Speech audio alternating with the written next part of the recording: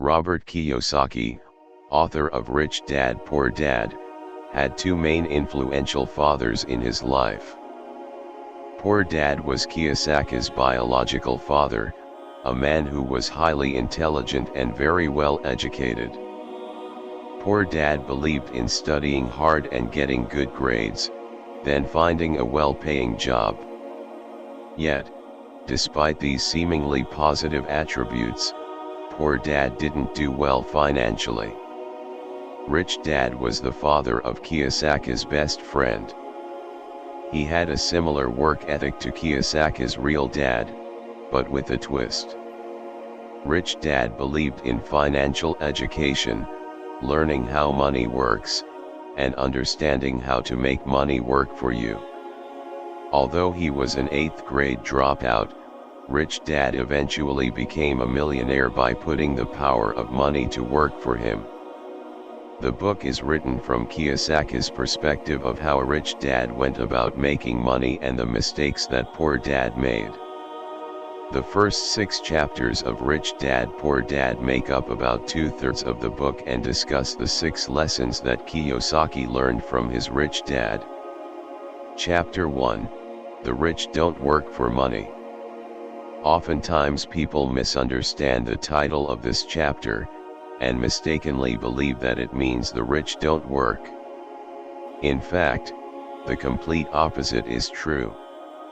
Instead of reading the chapter title as "The Rich Don't Work for Money," what Kiyosaki means to say is that the rich don't work for money. Note that by putting the emphasis on the word money, the section takes on an entirely different meaning. The truth is that the majority of rich people do work very hard, but they go about it differently than most people do. Rich people, and people who want to become rich, work and learn every day how to put money to work for them. As Rich Dad says, the poor and middle class work for money. The rich have money work for them. Kiyosaki also notes that having a regular job is just a short-term solution to the long-term problem, or challenge, of creating wealth and financial freedom. It's fear that keeps most people working at a job, the fear of not paying their bills, the fear of being fired, the fear of not having enough money, and the fear of starting over. That's the price of studying to learn a profession or trade, and then working for money. Most people become a slave to money, and then get angry at their boss. Chapter 2: Why Teach Financial Literacy. The second chapter of Rich Dad Poor Dad explains the difference between an asset and a liability. Chapter 2 drives home the point that it's not about how much money you make, but about how much money you keep. An asset is something that has value, that produces income or appreciates, and has a market where the asset can easily be bought and sold. Assets produce income.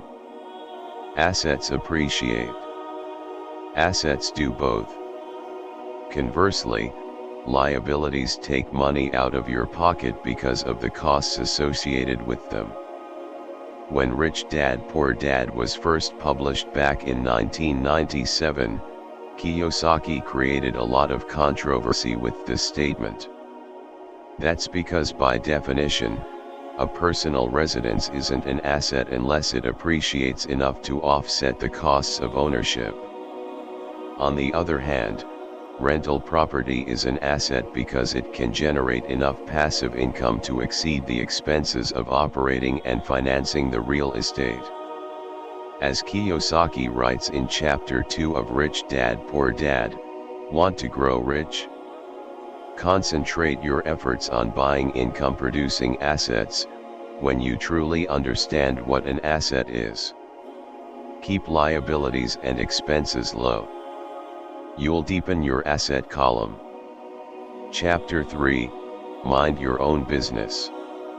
There are 2 key messages in this chapter. First, pay off your debts and start investing in income-producing assets as soon as possible. Next, Stay financially healthy by spending your time, instead of your paycheck, and investing as much of your money as possible in assets. Kiyosaki notes in Chapter 3 of Rich Dad Poor Dad that most people confuse their profession with their business. In other words, they spend their entire lives working in somebody else's business and making other people rich.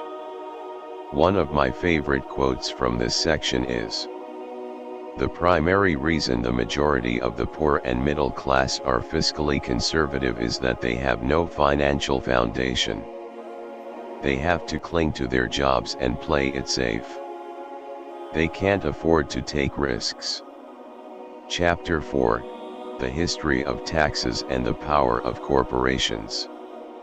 When reading this chapter, it's important to keep in mind that Kiyosaki wrote Rich Dad Poor Dad as a motivational book, not to provide expert financial or tax advice. For example, Kiyosaki writes about the time he bought a Porsche and treated it as a business expense, using before-tax dollars. Buying a high-end luxury car when a much less expensive make and model would do could put an investor on the fast track to an IRS audit. But putting the Porsche aside, the points made in this chapter discuss how to play the investment game smart. The rich understand the power of company structures and the tax code and use every legal means they can to minimize their tax burden. Compare how business owners and investors with corporations such as C Corp, S Corp, or LLCs pay taxes to how most people pay tax. Business owners with a corporate structure earn, spend, pay taxes. Employees who work for corporations earn, pay taxes, spend. Notice that employees who work for somebody else spend their money post-tax, while business owners earn and spend before paying tax. Chapter 4 of the book also covers the four main components of what Kiyosaki calls financial IQ: accounting, investment strategy, market law, and law. As Rich Dad Poor Dad reminds us, understanding the legal and tax advantages significantly contribute to building long-term wealth. For instance, a corporation can pay expenses before paying taxes, whereas an employee gets taxed first and must try to pay expenses on what is left. Corporations also offer legal protection from lawsuits. When someone sues a wealthy individual, they are often met with layers of legal protection and often find that the wealthy person actually owns nothing in their own name. They control everything, but personally own nothing. Chapter 5, The Rich Invent Money. Inventing money means finding opportunities or deals that other people don't have the skill, knowledge, resources, or contacts for. In Chapter 5, Rich Dad Poor Dad explains there are two types of investors. Investment packages are bought by people who entrust their money to a developer or fund manager. This is the way that most people invest, such as buying shares of an ETF or putting money into a real estate crowdfunding venture. Professional investors look after their own investments, research the market to find deals that make sense, then hire professionals to manage the daily oversight. Professional investors have three things in common. Identify opportunities that other people have not found. Raise funds for investment. Work with other intelligent people. Here's one of my favorite closing thoughts from this chapter.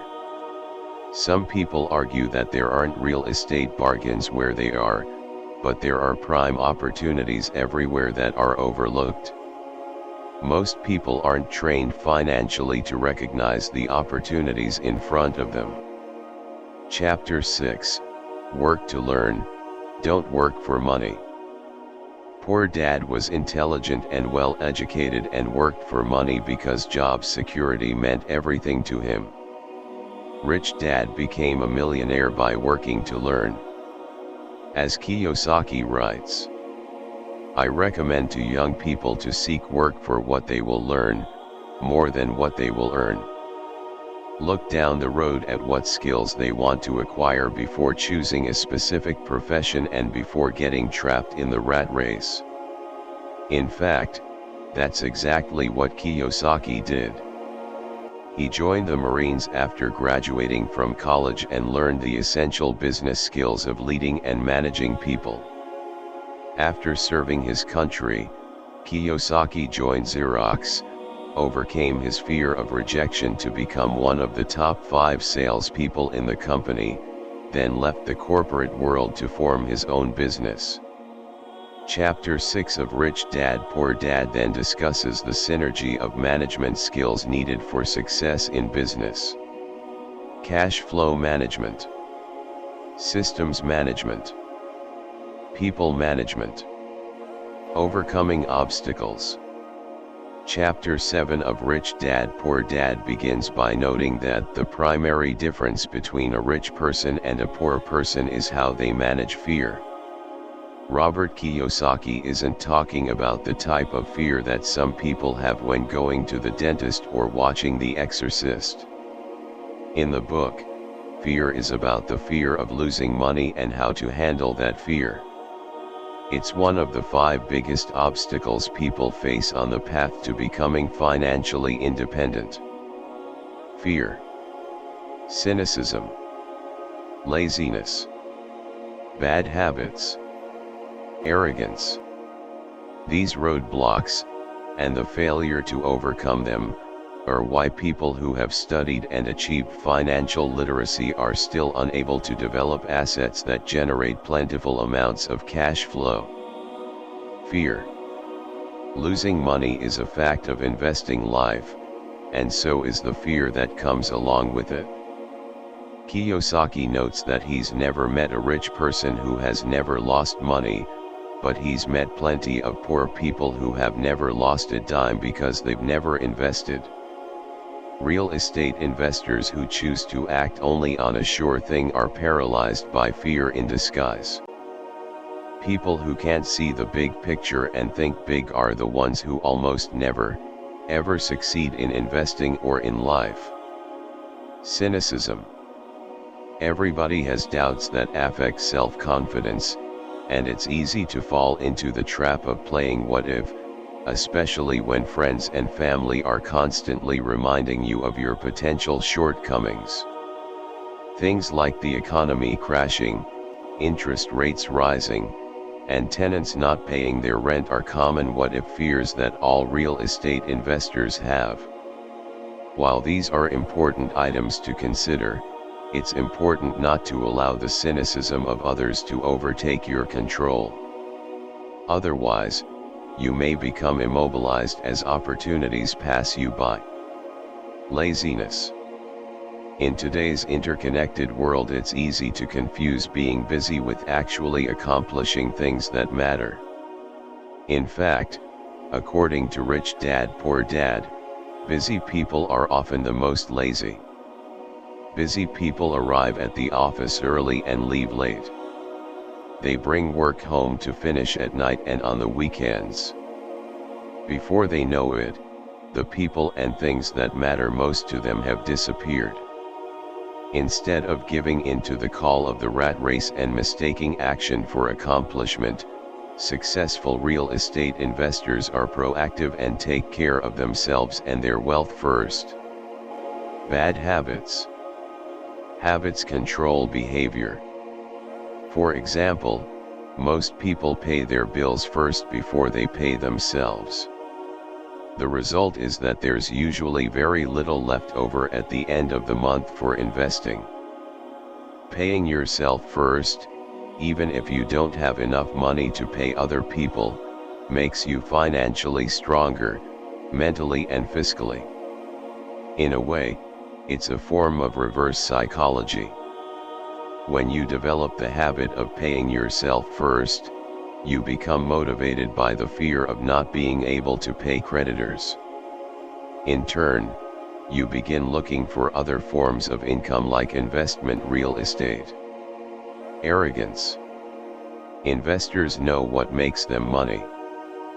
But it's the things they don't know, and don't know they don't know, that makes them lose money. When people become truly arrogant, they honestly believe that what they don't know doesn't matter. Train yourself to listen to what other people have to say, especially when it comes to money and investing. If you discover you're ignorant about a subject, educate yourself or find an expert in the field. Overcoming these 5 biggest obstacles on the path to real estate success requires a blend of balance and focus.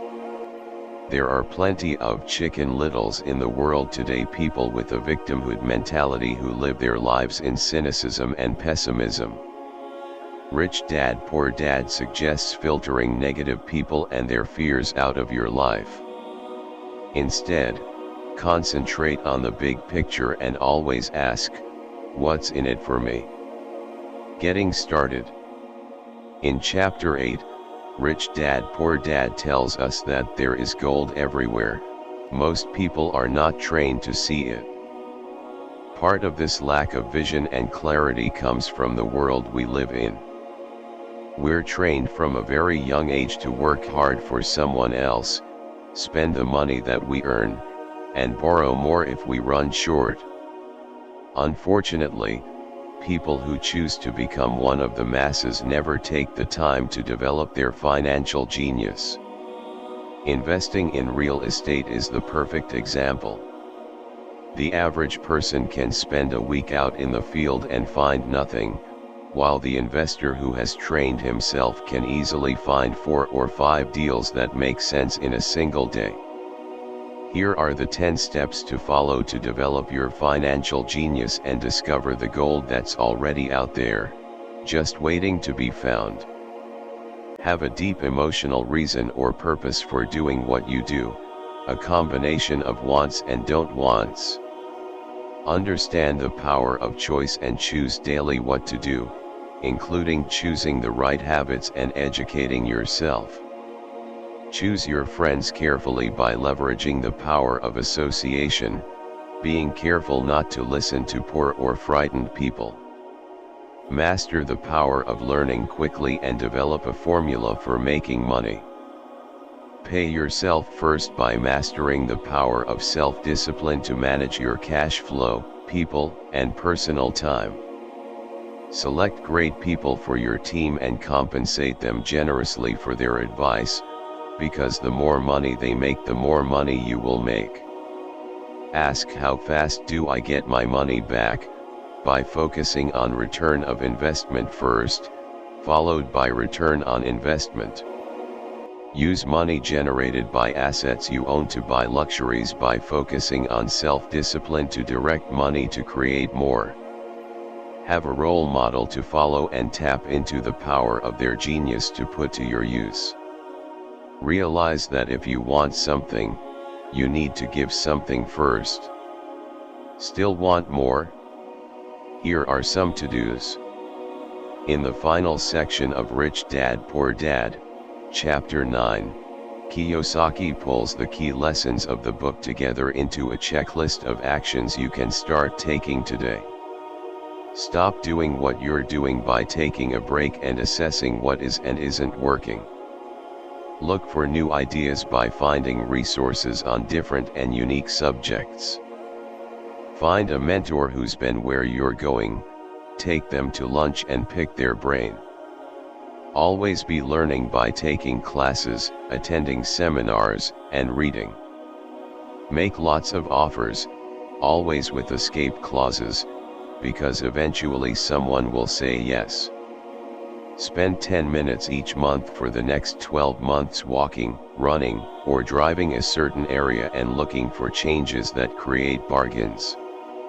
Shop for real estate deals when the market corrects, because profits are made when buying, not when selling. Learn how, when, and where to buy by investing in your education. Think bigger to get richer, because small thinkers don't get the big breaks. Most people only look for what they can afford, so buy a bigger pie and cut it into pieces by finding a buyer first, then a seller. Negotiate volume discounts by thinking big, pooling people together, and buying in bulk. Read and learn from history, because history always repeats itself. Action always beats inaction. Is Rich Dad Poor Dad worth reading? The goal of Rich Dad Poor Dad is to motivate you to develop your own unique path to financial freedom. While the book doesn't take a one-size-fits-all approach with ready-made answers, it does provide an excellent framework for creating your own objectives to build wealth by investing in real estate. Strengths. Provides a contrarian view that is different from the common knowledge found in most personal finance education. Focuses on turning income you earn into assets that produce even more income.